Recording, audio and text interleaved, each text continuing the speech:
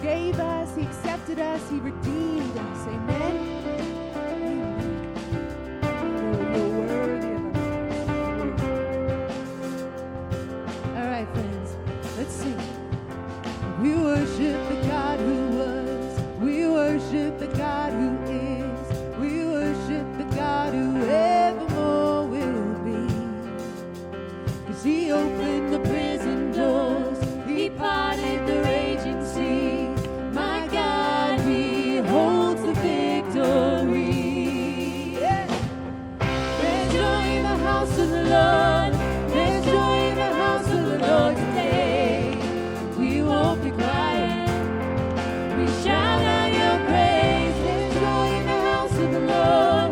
Our God is surely in this place. We won't be quiet. We shout out your praise.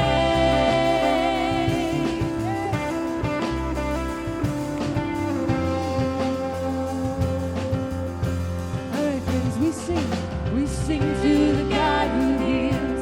We sing to the God who saves. We sing to the God who always makes a way. 'Cause He hung up on that cross, then He rose up from that grave. My God still rolls the stones away. There's joy in the house of the Lord. There's joy in the house of the Lord today. We won't be quiet. We shout out your praise. There's joy in the house of the Lord. Our God is surely in this place. We won't be quiet. We shout out your praise. Yes, Lord. We praise you. Yeah, we sing together. All right, sing with me. See, we were the beggars. Now we're royalty. We were the prisoners. Now we're running free. We are forgiven, accepted, redeemed by His grace. Let the house of the Lord sing praise. Okay, we'll do that again. Ready? So we were the beggars. Now we're royalty. We were the prisoners. Now we're running free. We are forgiven, accepted, redeemed by His grace. Let the house of the Lord sing praise. There's joy in the house of the Lord. There's joy in the house of the Lord today. And we won't be quiet. We shout out your praise. There's joy in the house of the Lord. Our God is surely in this place. We won't be quiet. We shout out your praise. There's joy in the house of the Lord. There's joy in the house of the Lord today. And we won't be quiet. We shout out your praise. There's joy in the house of the Lord. Our God is surely in this place. We won't be quiet.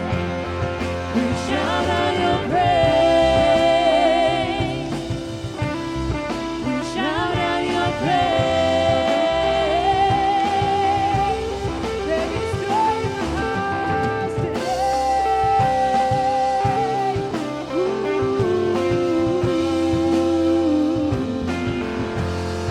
We shout out your praise.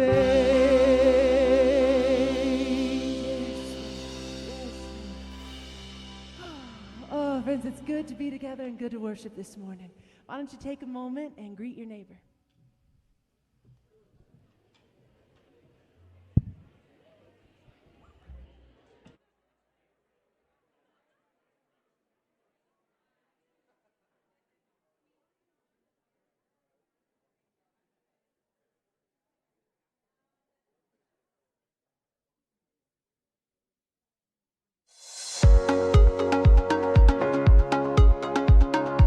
Hi, my name is Clara and I volunteer doing preschool on Sunday mornings. I love doing preschool because I get to meet new kids and see what fun we have that service. I have a few exciting things to tell you about. It's already November, and one way you can get in the festive holiday spirit is by serving at our Christmas and New Year's karaoke party. Every year, we host this event with Crossroads Church for people in our community who have intellectual and developmental disabilities. This year's party will be on December 1st, and it'll be an absolute blast, complete with frozen hot chocolate, sugar cookies, games, and Santa. You can volunteer to be a guest buddy, you can serve food, you can run a game. There are lots of ways to jump in. This is one of the most fun events of the year, and you should definitely come. You can learn more and register at dc2.me/events. Last year, I got to go to Costa Rica with my family for one of our mission trips. I had so much fun serving at the church and at the school. It was an amazing opportunity. This next year, our middle school and high school students get to go. From July 13th through 19th, they'll meet some of our global partners and get to learn and serve alongside them. If you want to know more about this trip, grab a trip application in the youth room. Registrations and a deposit are due on December 10th, so email Daniel at dc2.me if you have any questions. Finally, what happens at Discovery only happens through your generosity. Discovery has so many fun events and opportunities for everybody. If you are with us in person, you can give by scanning the QR code in front of you or dropping your offering in one of the black boxes near each exit. If you're joining us online, you can go to dc2.me/give. Thank you. Now let's get on with our service. Yeah, I don't love following that. That was awesome. Way to go, Clara. Goodness. Today's teaching is anchored in Matthew 18, verses 1 through 5, which says, "This time the disciples came to Jesus, and they asked, 'Who's the greatest in the kingdom of heaven?' He called a child, whom he put among them. And he said, 'Truly I tell you, unless you change and become like children, you will never enter the kingdom of heaven. Whoever becomes humble like this child is the greatest in the kingdom of heaven. Whoever welcomes one such child in my name welcomes me.'" Welcome to Discovery Church. My name is Zach. I'm one of the pastors here, and I am so delighted that you're here of all days today. We are wrapping up this week and next week a series that we've been in for the last few weeks called Further Up and Further In. And the whole idea behind this series is so often, I think, in spiritual world, particularly in Christianity and in the church, there can be this idea that being a follower of Jesus is likened to like there's a line in the sand, and the story goes, once upon a time I was on this side, but now I'm on this side, and that's it. That's all she wrote. Now we just like serve until our knuckles bleed and wait for Jesus to come back. Like that's all there is to do. And what if there's more? What if the journey of following Jesus is not a one-step journey over a line, but what if it's a long obedience in a single direction? What if there are actually even stages that happen along the way?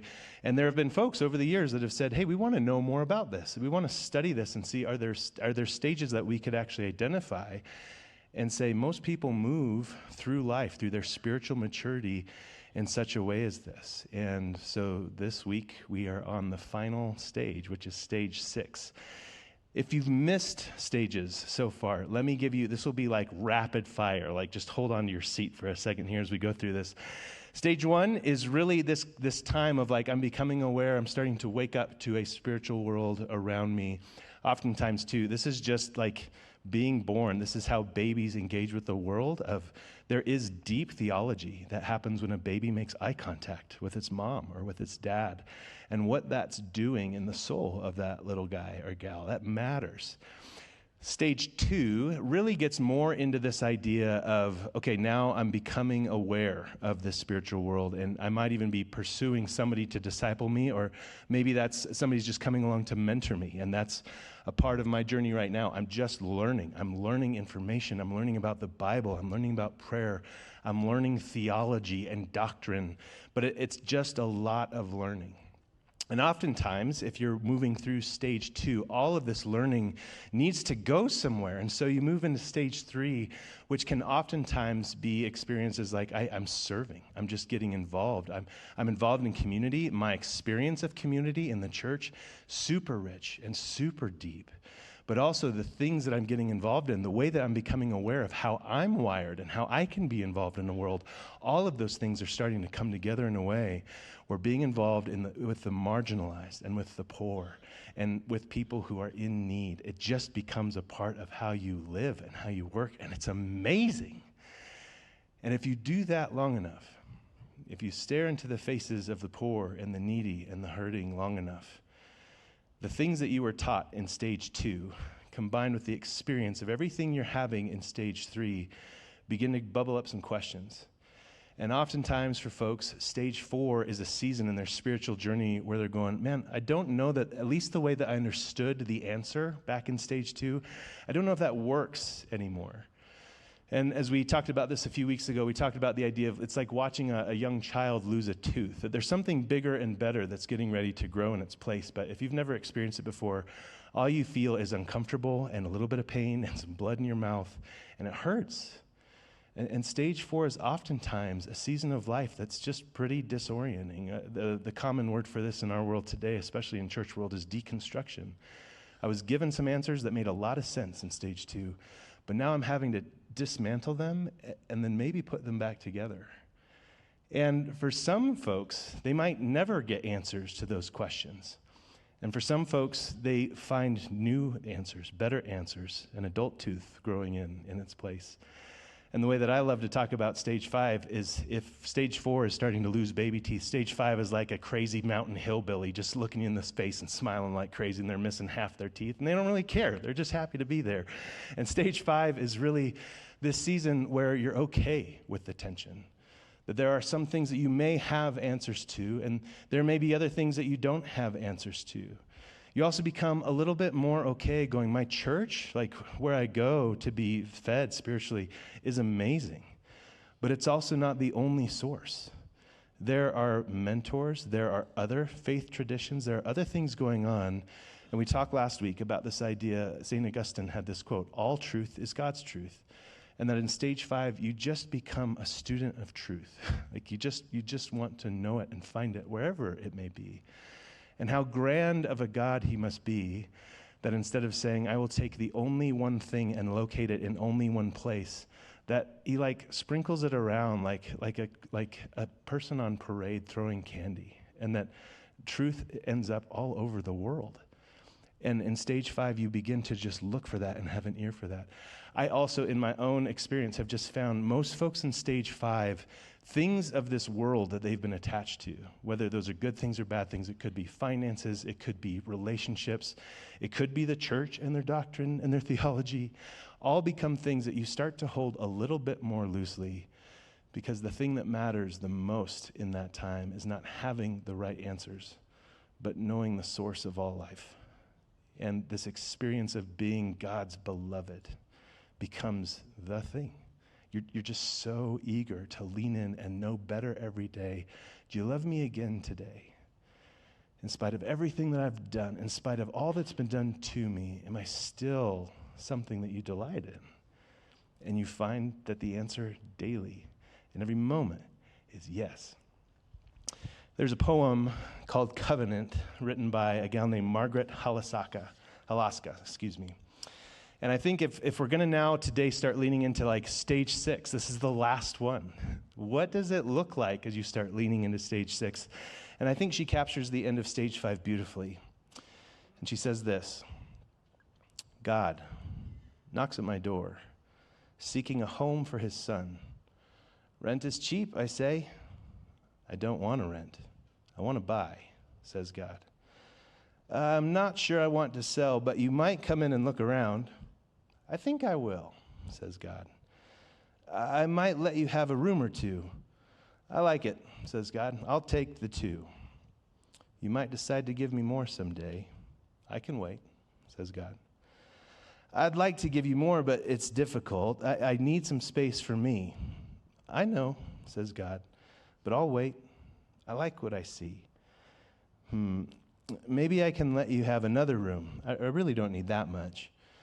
Thanks, says God. I'll take it. I like what I see. I'd like to give you the whole house, but I'm not sure. Think on it, says God. I wouldn't put you out. Your house would be mine, and my son would live in it. You'd have more space than you'd ever had before. I don't understand it all. I know, says God, but I can't tell you about that. You'll have to discover it for yourself.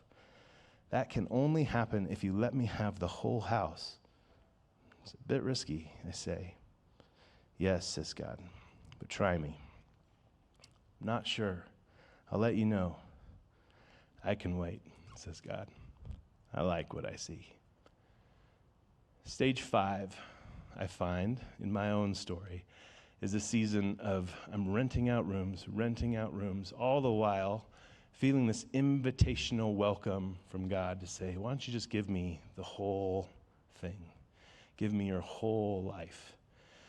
And being both confused at what that might look like and also elated at the thought of what that could be and mean. We've been putting up a graph. We don't have it for today, but how many folks in their life actually reach what we would call stage 6? It's such a small percentage. And for so many of us in the room, this may not be a stage in your spiritual journey that you ever get to, and that is okay.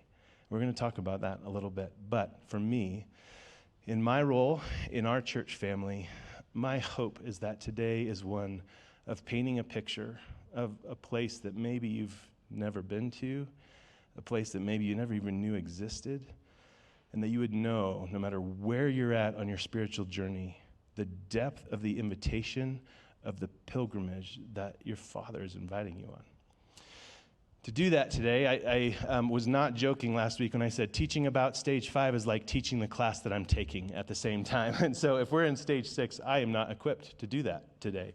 So I am calling in some help. And I put out my first ask is to my dear friend, Debbie Swanson. So Debbie, I'm going to have, why don't you and Howard both come up? But Howard actually introduced me to Debbie. I was on a sabbatical a couple years ago and was looking for somebody that could just sit with me and be a spiritual director for that time. And Debbie then, for the next 2 years, served so graciously as my spiritual director.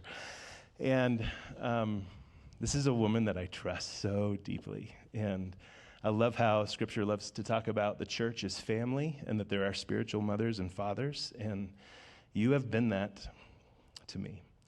So when I called Debbie and said, hey, we're talking about stages, you taught me this actually at Denver Seminary, but would you mind coming? And she said, yes. I was out of my mind, excited. I could not believe it.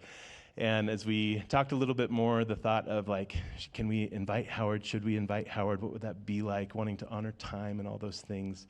It just made the most sense for you to get to meet both of them. And so Howard, I met through some time on Young Life staff and got to know each other a little bit there. But in that sabbatical, Howard served as my sabbatical coach and really helped me structure those few months to go, how do you get the most out of this time?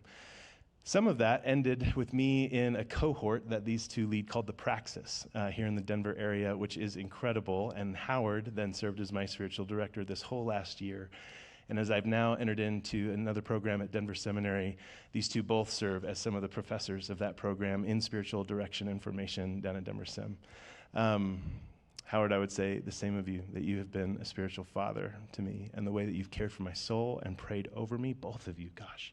You both have held me in really gnarly seasons, and beauty has come of it. And I'm convinced, at least in some ways, that that is because of your faithful prayers for me and over me. So I'm delighted for you to have these two today. Their professional resumes are extensive. I think it would serve as enough for today for me to just tell you these are two people that I trust with my life and my soul. And I hope that that's enough. So here's what we're going to do with our time. You're going to get to hear both of their stories just in little tiny bits, but they'll just be helping identify through the course of their own life story, where were these stages showing up for me? And our hope today is that as we get into stage 6, that we're beginning to paint that picture of what stage 6 is like. So, Debbie, tell us a little bit of your story. Thanks, Chris. And you may have thought that season we spent together, you were in a gnarly place. You were in a beautiful place. And I saw within you such a yearning and desire and longing for God. It was amazing to me. So in the midst of our hot messes, God was very present there. And I feel honored that I could just companion you as he led you through what he was up to. And now look. So, to God. Okay. My story is not a story of clear, distinct stages. Many of mine wrapped around one another, went forward and backwards, and I didn't come to know the Lord until I was, I was trying to figure that out, 25 maybe? It was prompted after the birth of our first child. I married Eric Swanson, if this is TMI, it was, Courtney came about as a conception failure, and I was on my way to going to predental school. So it got me thinking, I'm going to be a mother now instead of a dentist. What does that mean? And just the thought of carrying a child, and a child that overcame contraception, I, at that point, knew that God was involved in this. I was raised in an Italian Catholic family. We went to church, and so I got my foundations within the Catholic Church. So I knew deep within me that God had something to do with Courtney coming to us. And so that just, I started going back to Mass. I prayed. There's just a stirring. And so Courtney was born, and my husband was in the Navy, and he was a submariner, and he was gone. And we had to move from Maine to South Carolina, so we did. And we got to South Carolina, little Courtney and I, and we started hearing these rumors of the executive officer and his wife on the boat, on the submarine, had found Jesus. And so immediately, being the not nice person I was at the time, I said, oh, don't invite Bob and Bonnie to any of our Navy parties, because Jesus always comes. And he's such a killjoy, buzzkill. Little did I know that, so anyway, I kind of kept distance. I loved Bonnie. She was the quintessential Navy wife and helped me with a whole lot of things Navy-ish. Well, they were leaving for their first patrol, meaning that the guys were getting ready to go for 3 months. There would be no communication. I'd be home alone. And so Bob and Bonnie were throwing a party, and I made the cake, and I had to drop it off at their house, and I was really scared. And Eric went with me because I didn't know if they would start chanting the minute I walked in, or I had no clue what this Jesus thing meant. And we walked in, and the kids were on the floor listening to Bible records on a Sunday afternoon, and it was beautiful outside. And I thought, oh, this is really, I want to be out of here. So I put the cake down, but then Bob, the executive officer, and you don't say no to him, said to Eric, let's go to the store. I have something I have to get, which left me alone with Bonnie, and I really started getting scared. But she was very sweet. She shared her testimony, which is one that was incredible. I've never heard anything like it. The one thing I noticed was there was something real. God intervened in something very real in their lives, and that's what I was searching for. I remember asking God in high school, if you're real, make my light blink. I want to know that you're real. But as Bonnie shared her story, that question was answered. And so Eric came back, we left, and then we started joking the whole time. She handed me, they were with the Navigators, handed me a 4 spiritual laws tract. And Eric went upstairs to shower to get ready for the party, and I read the tract, and for some reason, I'd heard everything about this before, but I knew in that moment, Jesus died for me. If nobody else, he died for me. And this peace came over me, this assurance, this, wow, I don't have to wait till I die, because I really did think that my good works would outweigh my bad works, and that maybe I'd get to heaven. I wasn't sure, but I just knew that I knew. It was not a cognitive knowing, it was an interior knowing. Well, they left the next 2 days later, and I was off on my own. And so Bonnie faithfully met with me every week. She discipled me, and some days she would come, and I was just so tired of all this. I wouldn't answer the door, but she kept coming back, and she kept after it. And so I went through all the Navigators series. And I have to tell you the state of my heart at that point. I thought that God got a really good deal when he got me, because I'm a 3. I didn't know any of this terminology, but I was a go-getter, and I would go and get for God now. He picked the right person. I'm for you, Lord. I'm for you. Just watch what I can do. So Bonnie discipled me for those 3 months. They came back. I thought Eric would divorce me because I had changed so much. So the whole ministry was praying about that. So I waited a couple days, and I told Eric, I've become a Christian, and I can't go back. So if you need to leave, that's fine. And he said, no, because I kind of had an idea something was going on. So when I was on the boat, I started thinking about all this, and so I invited God into my life, which was really cool if you're a Baptist, because he was under the water in a boat, pre-baptized. Can't do any better than that. So we started, I had to take the family life seminar about 2 or 3 times, because I really didn't get what at that point the submission thing, and so yeah, we worked at that one. But anyway, be that as it may, we moved from South Carolina to Wheaton, and I had our second son. At that point, and we were, going to church and doing Bible studies, just kind of getting to know this God thing. After Joel was born, I had a significant postpartum depression. I'd never been out of control in my life, and I was then. And that, for the year, it was a year and a half, 2 years, it was a time of significant disorientation about who I am, who God is, what's my role in this life, how do you exist when you can hardly function. I'm a mother of 2 kids, Eric's gone. It was a significant, serious disorientation. But at the end of that, God had brought me to a place interiorly where one day in my living room floor, on my living room floor, as Beth Moore says, sucking up carpet fibers, I was laying on the floor crying out, Lord, if you want me, you can have me, but there's not much of me to get anymore.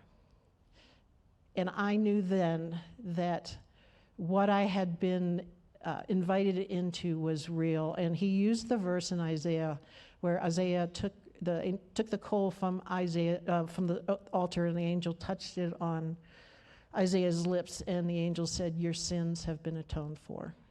And I knew that I was God's. So there's a oneness in that time, but there's also a two-ness.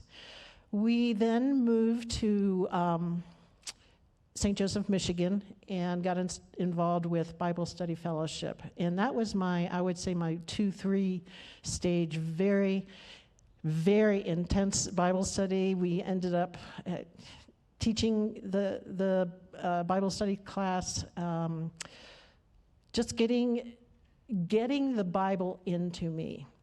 The one thing that I'm really grateful for is the founder of BSF was an English woman named Audrey Wetherell Johnson. She had served in the China Inland Mission, China Bible Seminary, and at that time, she was actually teaching at the seminary as a woman. That was not done in those days. She had broken off an engagement because her fiance wanted to go to Africa. She said, God called me to China, and so she remained single the rest of her life.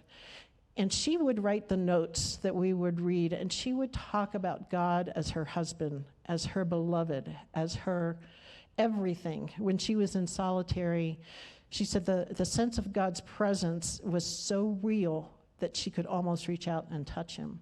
And I kept reading her notes, and the kind of relationship that Miss Johnson had with God began to stir in my heart, and that's what I wanted. I wanted that kind of relationship, not, God, tell me what to do, and I'll do it, which is what I was doing, but I wanted that intimacy.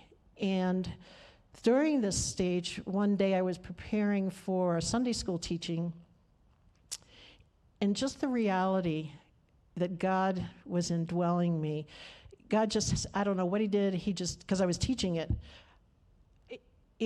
became so real. And I it took me back, and I went to Sunday school class to teach, and I stood up there going, I wonder if they can see Jesus in me. He's here. He's living in me. And it was such a profound experience that the Godhead would come and live within me. It changed me forever.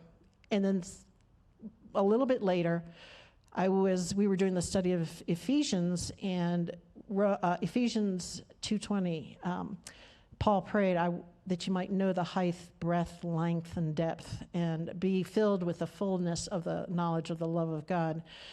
It was just meditating on that, and God said, it wasn't audibly, but in my heart, I heard him say, Debbie, do you know that I love you? And I go, yes, I teach it all the time. And he goes, no. When have you tasted my love?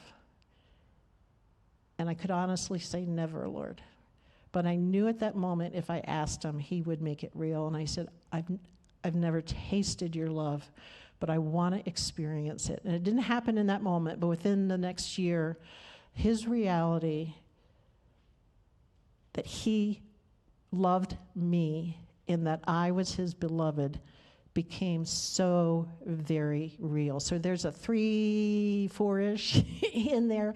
So I meander all around the place.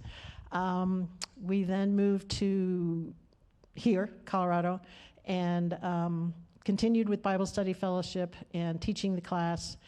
And I was on staff at a church, and the pastor died in a car wreck. And so, and Eric had to get Eric's job at Rocky Flats ended, and so he had to get another job. So his job was in Albuquerque. So he was commuting. I was off the church staff, and I began missing the study of Bible Study Fellowship. So I enrolled at Denver Seminary just to take a class, no big deal. And I wasn't planning to go to seminary, never. And part of the way through Dr. Demarest's book about this thick, and I needed a dictionary to read it, I kept asking God, Lord, what do you want me to do next? I'm not in BSF. I'm not on the church staff. What do you want? And he said, it came across to me, I am to be the image bearer of God. We were studying the Imago Dei. And I thought, oh, wow, okay, that's a purpose-driven life. That's a good purpose. Bear God's image, okay. But then about 2 weeks later, in the same study, I said, Lord, what's this about? And I didn't hear audible voices, but in my heart, I understood that I was not to ask, what should I do next? He said, ask me who you should become. Because I realized my image of God was askew, and what I was presenting to others was not a correct Imago Dei. So and at that point, long story, I decided to go on with more seminary. So every seminary class I took, I said, Lord, how does this church history class inform who I am becoming? How does this theology class inform who I am becoming? And then I got involved with the Christian formation program, and that continued the formation process. And there were several other little mini, I would say, wall experiences for me during that time. Immediately after I graduated from seminary, that was 2009, I had been working for 10 years. In the meantime, Pastor Rick died. I walked with his wife until she got on her feet. Then my dad died, and I walked with the family until we got on our feet. And then my mom decided she wanted to move out to Colorado, and so we moved out to Colorado and built our house. And I was finishing a seminary degree, and I was disposing of 2 households. And 2009, I crashed and burned in a way that I thought the early postpartum depression was bad. This was off the charts. I really don't know why I wasn't hospitalized, but I wasn't.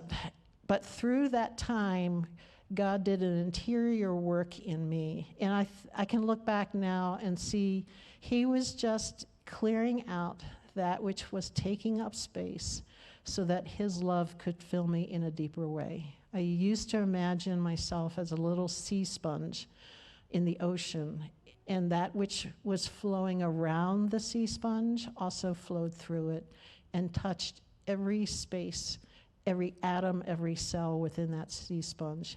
And as that time during those meditations, there is nowhere that you're not, Lord. And then I understood Paul's writing. It's in him we live and move and have our being. I'm not quite sure what stage that is, but that's what was taking place and what God was bringing into reality for me. And at that point, Zach mentioned it, church used to be my everything. And what happened is church was a place that I was able to return to and serve in, but it wasn't my source of joy. Being active in a church, active in Bible study fellowship, was really feeding me as much as I was helping others. But church took on a different role in my life. Christ was now feeding me. My joy came from him, and not so much what I was doing, but out of that place of being filled and being loved by God, my passion became, I want people to know this. I want people to taste this. I want people to know this is available for every single human being on this planet. And I want to work so that other people can know.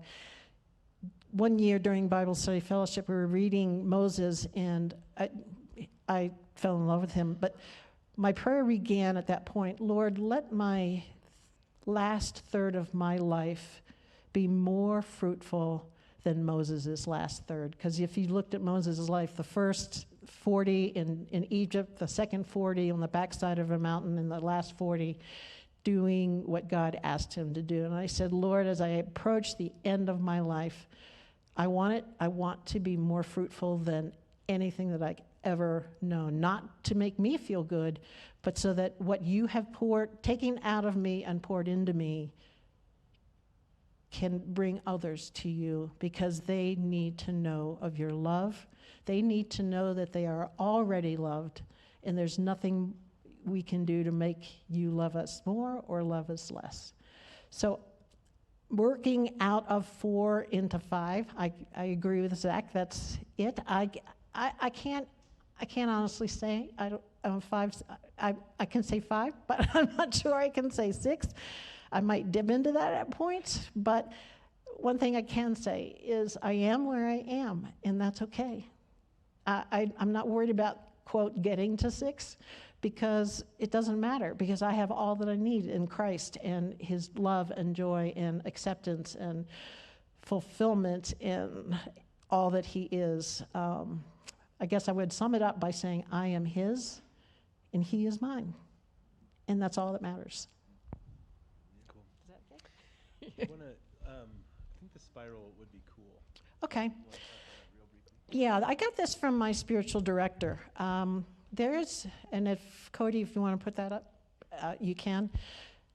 My spiritual director said our spiritual growth is like a spiral, that God is moving us deeper into his heart. Yeah, and you can see that. And at different points in our life, say at the top of the spiral, let's say on the top, be your left, top left, there's, it begins to go down. Let's say that maybe God deals with something about fear in our lives. And so we get through that and we continue around on the spiral, but in a couple of years later, we come to that same point underneath where we did some work around fear. And now we find God's doing work around fear again. And our first response is to just go, oh my gosh, it must have not been real. I lost everything I gained in the first level. And no, we had to get healthy enough so that we could face fear now at a deeper level. And I think for me, my story is more about the spiral. He just took me down into deeper levels into the heart of God. And so there is a descent. And And many of the writers have written about this, that just like all the rivers flow to the ocean, we too flow into the descent deep into Christ's heart. We don't lose anything. Nothing is wasted. We just sometimes have to be healthy enough. And so when people in my directees come to me and say, I don't know what's wrong, I thought I dealt with this. And I said, you did deal with it, but God sees you're healthy enough. You can go down a deeper level, because these things it's like an iceberg. We see the top part, and then beneath is a whole other part of the iceberg submerged deep within us, and God is going after that. Is that okay? Cool. Thanks, Debbie. More on this too that we'll get in. You'll see this again next week, for sure. But I'm excited for you to also hear Howard's story and how he's grown and where he's at now, and a little bit more into Stage 6 as well. Thank you. Ready for another story?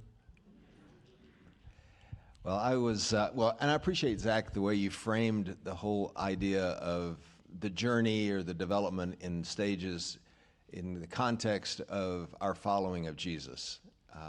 Because that's been my experience, is that the whole journey has been one that God has been initiating, inviting, guiding, and leading. And sometimes it's easy to have the assumption that, well, I'm the one making the decisions to respond. You know, I choose to accept Christ, or I choose to accept a call to ministry, or I choose to follow God's lead in this way. But it's helpful, at least it's been helpful for me to remember that God is the one that's initiating. God is inviting. And God and Jesus is the Lord of the journey. And I kind of came to that conclusion just looking back over my own story. And my story, actually, the chronology and the stage development sort of parallel pretty easily. So I think maybe because I'm simple-minded, so it's easier for me to think about it that way. And I was raised in Arkansas, so that's another reason I'm simple-minded. I do have shoes on today, though, so. But I was an only child of church-going parents, and we went to a church that in rural Arkansas that was small.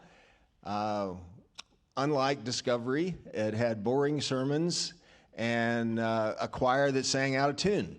But there was something unique about that experience in church. It was unlike home. It was unlike school. It was unlike being with friends. There was I couldn't have said this at the time, but there was something otherworldly or transcendent about being in that community, being in that space. And that was my first sort of taste of a discovery of God. And I couldn't articulate that whatsoever. The second mark in that first stage of discovering God was I was in the 5th grade, and my dad got very sick, and literally on a deathbed. And really for the first time, we prayed as a family that God would spare his life. And God did. And he lived another 30 years or so after that. And that experience really shifted my understanding of who God was. All of a sudden, it felt like that God had all the chips, that God had done this favor for me in sparing my dad, and now I sort of owed God. Well, it didn't. That sense didn't really change much in terms of how I lived or how I related to God, except I just felt guilty about a lot of stuff. And that was about the extent of my recognition of God until I got to college and fell in with a Young Life crowd and started hanging out and going to these meetings. I was really clueless. All these people were cool and fun and sober at the same time. And I'd never seen that before. And so by the end of that fall semester, I made a real clear decision to follow Jesus and gave my life as best as I could understand it to Jesus at that time. And then just a month later, I was leading high school kids in Bible studies and teaching them about what it meant to follow Jesus that I knew that much about. And but I had this hunger for learning and dove into Bible study with friends in this stage 2 experience of learning and growing. And in fact, this was a pretty good example of what that time was like. A group of us would drive over to Dallas, about an hour drive from Fort Worth, where I was going to school, because we heard that the best Bible teacher was in this church. And so every Sunday we would drive to hear the best Bible teaching, not just any old Bible teaching, but the best. And so that was sort of the hallmark for the next 7 or 8 years for me in college and then in seminary, of just learning, wanting to be correct and right and know as much as I can know about this God. And it was fun. There was a joy in that.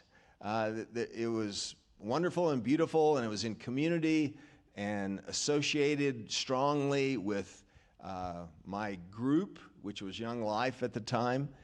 And then upon graduating from seminary, sort of this abrupt movement from learning into production, into doing full-time work.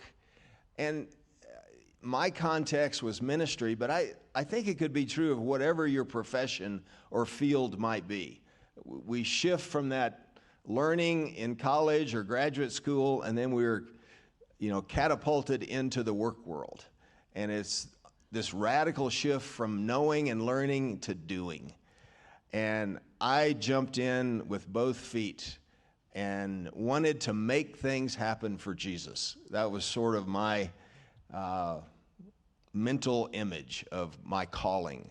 And I had a sense of justice growing up in Arkansas, that racism was an awful evil.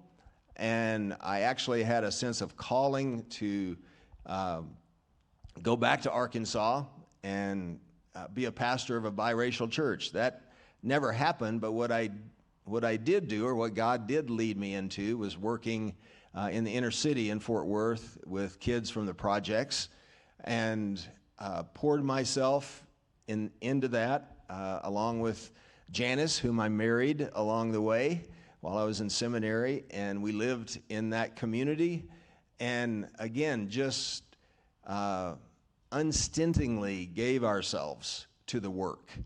And that continued for 7 or 8 years. And until I started noticing this spiritual dehydration going on in my heart, in my soul, and beginning to ask questions like, is this all there is?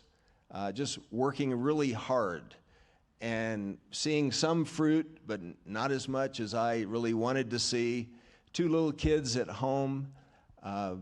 Janice was beginning to have ulcers and heart palpitations because I was gone all the time. I was a ministry workaholic. And as I look back, what I now realize is that ministry actually became an idol. And Jesus was a means to an end of my own success in ministry.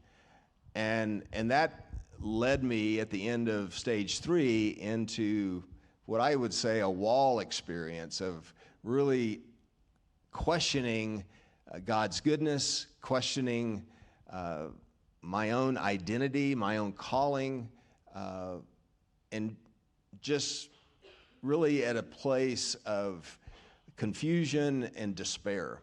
And about that time, God led me into an experience that started stage 4 of an inner journey, which was a silent retreat with a spiritual director. And 4 days of silence. The only conversation that we had was 45 minutes or so with the spiritual director. And I'd never had, an hour of silence up to that point. So it took me about a day and a half to finally quiet down enough to stop telling God what he needed to do and actually listen. And when I did, Jesus became real and alive through the scriptures all over again. It was almost like a second conversion. Well, it was a second conversion. And the Jesus that I first met as a freshman in college, I had that same vision of nearness and closeness and intimacy and belovedness and freshness, that Jesus was alive. He's risen. He's not just a person that I talk about or I tell high school kids about. No, he's someone that is real. And so that started a growing and deepening awareness of my own emotional life, of relationships. I started coming alive emotionally with God and with Janice, with my kids, because God was alive in me. And then I got training as a spiritual director along the way that was really more and more of this inner journey of discovering, there is something called a spiritual journey. And I've been on it, actually, and God's been leading and guiding. And it's not just performing and working hard for God. There's actually a relationship here. And the key thing that happened on that retreat was the verse that Jesus spoke to me loud and clear was from John 15, where Jesus told his disciples, "I no longer call you servants, I call you friends." And that, I just embraced that, I'm first and foremost Jesus' beloved friend. Sure, I'm still servant, but first and foremost, he calls me friend. And that, my whole life turned on that. And I think at that point, after a number of years of deepening and experiencing more and more of God in silence and solitude, in meditating on the scriptures, in being in community, sharing our journeys, I was experiencing an invitation to that outer journey, stage 5, of wanting to share this life with Jesus that I was experiencing. Not trying to make something happen, but joining God in what God was doing. So on the outside, it looked a lot like stage 3, but it was coming from an entirely different place. It was coming from a place of love and serving and dissent. And that's been a joy to simply respond to what God is doing in the lives of my family, in the lives of my friends, in the lives of people in the world, and joining him in that, rather than this notion of trying to make something happen for God. There's not a lot I have to say about stage 6, except that I've known a couple of people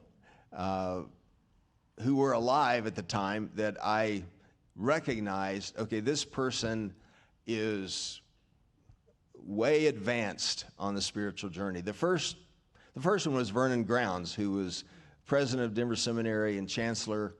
And I didn't know Vernon for very long before he died, but he still, in his 90s, would show up at his office at Denver Seminary, be the first one on campus early in the morning, and would run into him. And just to be in his presence was to be enfolded in the love of Christ. He didn't have to say anything or do anything. The love of God just flowed through him. And to me, that's what stage 6 is about. It's a person who embodies love, the love of Christ. The other person that I knew was Dallas Willard, and very similar. The most kind and gentle person, and yet a brilliant philosopher and teacher of the scriptures, but was like he became as a little child and was meek and was fully, I believe, into stage 6. I have just a description that might be helpful of stage 6 because it's hard to pin down. But let me just share this with you and as I finish my story. It says, you will not be satisfied to let God lead you to holiness by paths that you cannot understand, or you will be satisfied to let God lead you. You will travel in darkness in which you no longer will be concerned with yourself and no longer compare yourselves with others. Those who have gone by that way have finally found out that holiness is in everything and that God is all around them. Having given up all desire to compete with others, they suddenly wake up and find that the joy of God is everywhere, and they are able to exult in the virtues and goodness of others more than they ever could have done on their own. They are so dazzled by the reflection of God in the souls of the men they live with that they no longer have any power to condemn anything they see in another. Even in the greatest sinners, they can see virtues and goodness that no one else can find. As for themselves, if they even still consider themselves, they no longer dare to compare themselves with others. The idea has now become unthinkable. It is no longer a source for great suffering and lamentation. They have finally reached the point where they take their own insignificance for granted and are no longer interested in themselves. And then put it in the first person. Love is my true identity. Selflessness is my true self. Love is my true character. Love is my name. If therefore I do anything or think anything or say anything or know anything or desire anything that is not purely for the love of God, it cannot give me peace or rest or fulfillment or joy. I think that's stage 6. I can read about it. I can't share it from my own experience. That's awesome. Thanks to you both.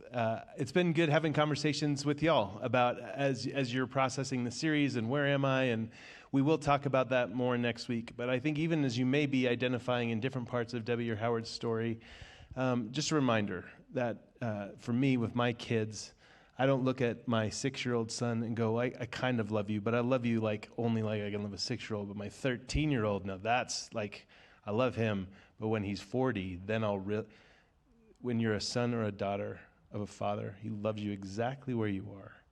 And so know that the rush that you may feel of like, man, I need to get to this next thing, or I want to be more, do better, whatever it is, just know he calls you son or daughter, and that is something that can lock you exactly in the place that you are to just simply be. So, Debbie, would you mind closing us with a prayer? Pray with me.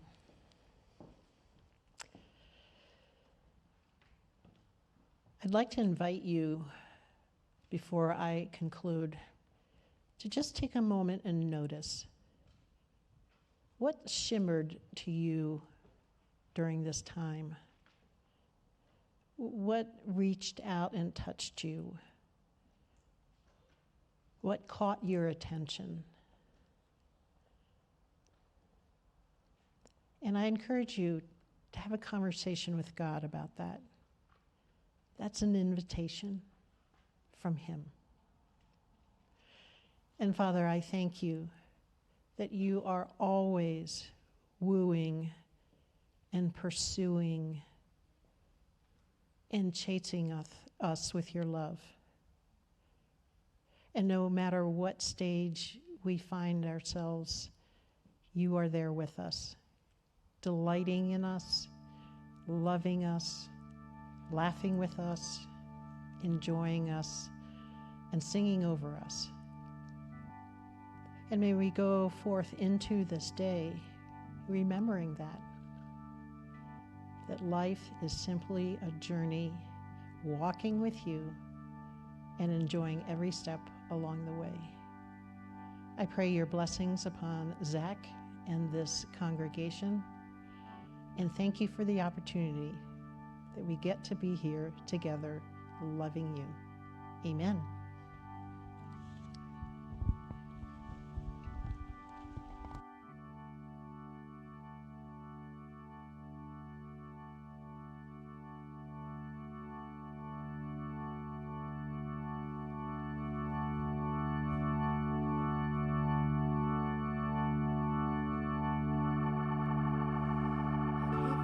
Would you stand with us as we respond in worship, if you're able?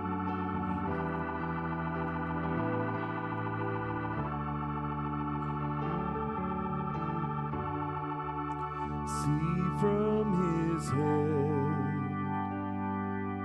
his hands and his feet,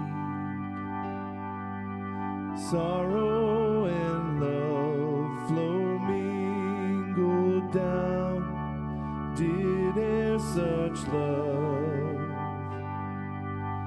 and sorrow meet, o'er thorns compose so rich a crown?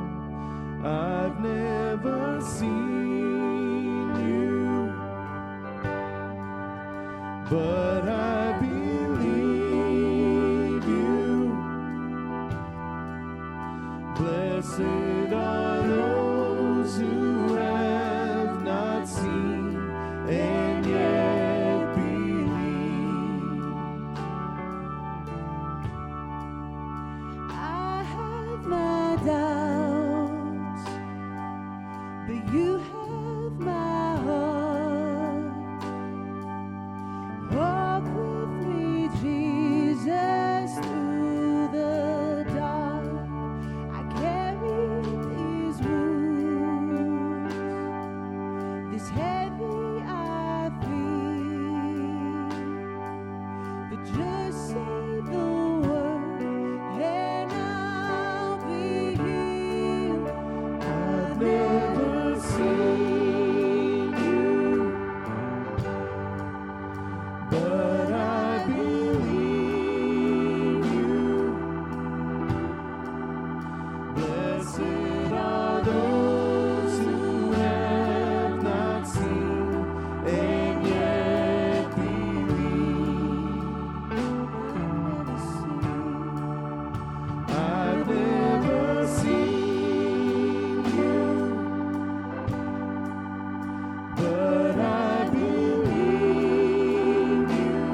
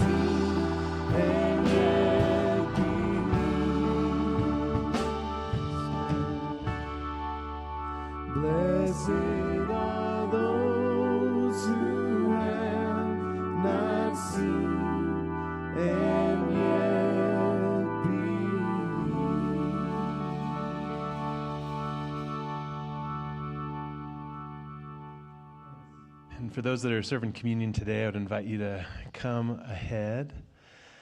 As we receive communion today, know that if this is your first time here at Discovery, we practice what's called open communion. And what this means is that we really would welcome you to receive communion today. Just know that the invitation of communion is to consider what it means. And the night before Jesus was headed to the cross to die, he sat down at a very traditional Jewish meal with his friends called Passover. And he sat down with these students of his who were a little bit all over the spectrum of these stages, but a lot of them at the lower end, and was saying things to them and over them that were just so complicated. Things like, hey, this bread that I'm breaking and giving to you, this is my body that's about to be broken for you. When you eat it, remember that I died for you. And this cup, this is my blood poured out for you. And when you drink this cup, I want you to remember that my blood was poured out as a new covenant, a new promise, a vow that I'm making to you. So just I'm going to invite you, hold on to this cup and to this piece of bread that you now have in your hand. We'll receive this all together. But I would love to just guide us through a couple thoughts as you consider this series and where you are. And we'll be led again by Margaret Halaska right now. As I read this again, I'd love for you just to consider a walk around the house of your own soul. What are the rooms that are there? Which rooms are occupied? And who occupies them? And as you're walking around with a new potential tenant who's Jesus, you say, hey, my body was broken and my blood was poured out. I want the whole thing. What might the invitation be today to you to say, you know what, this has been the next thing you've been inviting, or this has been a place where you have been living, and I'm just going to delight in the fact that you're here. What more might he be inviting you to? That could be more rooms. That could just mean more enjoyment of where he is in you. Let me read this again and consider for yourself. God knocks at my door, seeking a home for his son. Rent is cheap, I say. I don't want to rent. I want to buy, says God. I'm not sure I want to sell, but you might come in and look around. I think I will, says God. I might let you have a room or two. I like it, says God. I'll take the 2. You might decide to give me more someday, but I can wait, says God. I'd like to give you more, but it's difficult. I need some space for me. I know, says God, but I'll wait. I like what I see. Maybe I could let you have another room. I really don't need that much. Thanks, says God, but I'll wait. I'll take it. I like what I see. I'd like to give you the whole house, but I'm not sure. Think on it, says God. I wouldn't put you out. Your house would be mine, and my son would live in it, but you'd have more space than you'd ever had before. I don't understand at all. I know, says God, but I can't tell you about that. You'd have to discover it for yourself. It can only happen if you let me have the whole house.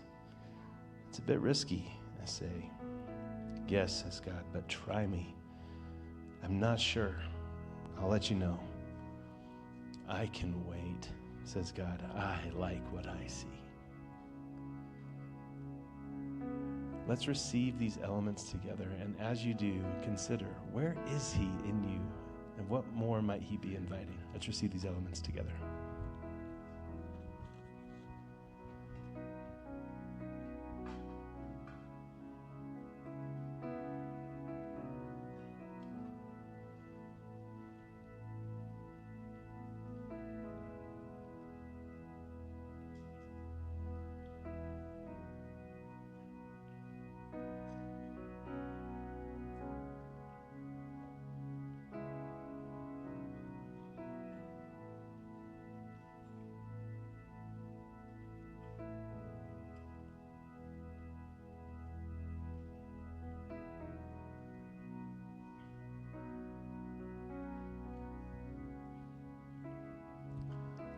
Father, you say that you're the kind of God who really will liberate the more that we offer of ourselves. So to that end, I pray for myself and I pray for my friends here that we would have the courage to trust today. And if that trust is simply in the places where we've allowed you into our hearts, to enjoy those places and to trust that you are there, let us do that today. And if there are places where you've been knocking on a door for a while, there are places where we've been resistant to what you're doing in us for a while, help us understand that you're there to free things, not to take them. As we go into this week, keep close to our minds our local partners. Keep close to our minds those who are hurting in the world, these wars that continue to rage, the wisdom that our leaders need. And most of all, we would just ask that we be close with you, that you can't be any closer to us than you are right now, but help us to be aware of how present you are better this week. It's in your name we pray. Amen. Well, we would love to go out of here singing together. So for those who are able, I'd invite you, let's stand and sing.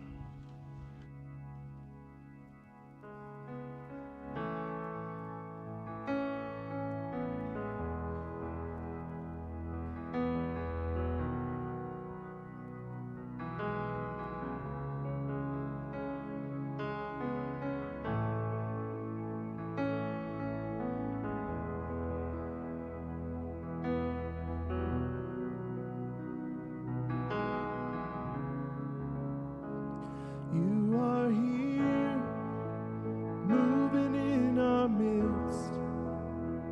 I worship you. I worship you. You are here, working in this place. I worship you. I worship you. You are here, moving in our midst. I worship you. I worship you. You are here, working in this place. I worship you. I worship you. And you are waymaker, miracle worker, promise keeper, light in the darkness, my God, that is who you are. You are waymaker, miracle worker, promise keeper, light in the darkness, my God, that is who you are. You are here, touching every heart. I worship you. I worship you. You are here, healing every heart. I worship you. Yes, Lord. I worship you. You are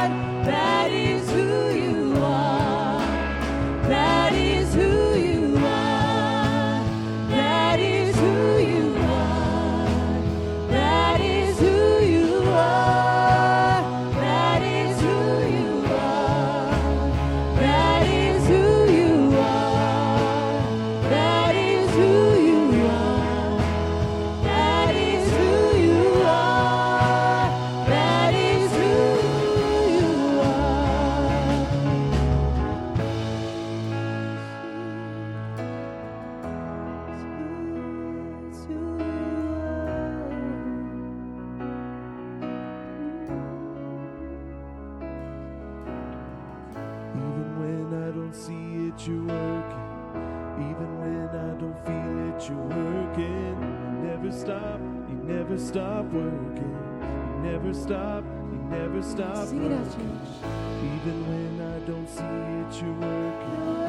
Even when I don't feel it, you're working. You never stop working. You never stop working.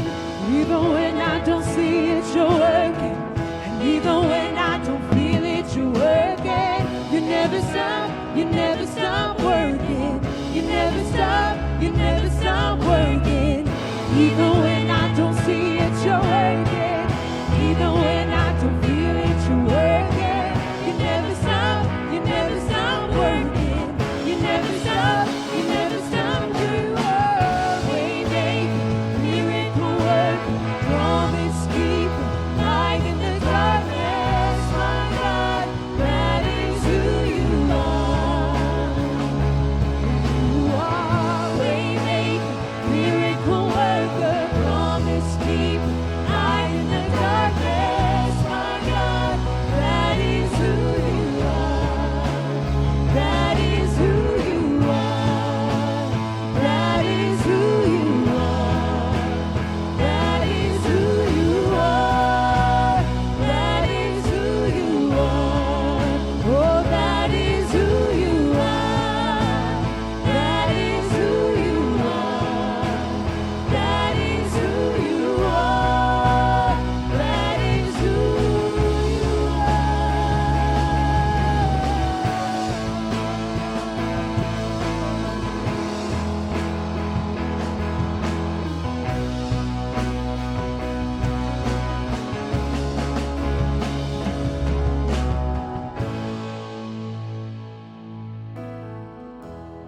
Friends, that's who he is. You're working, present with us, God. So this week, as we leave here, would you go with the knowledge that your God is with you and he's gone before you? I love that image of the sea sponge. He is all around you and he is within you. Friends, it's been good to be together.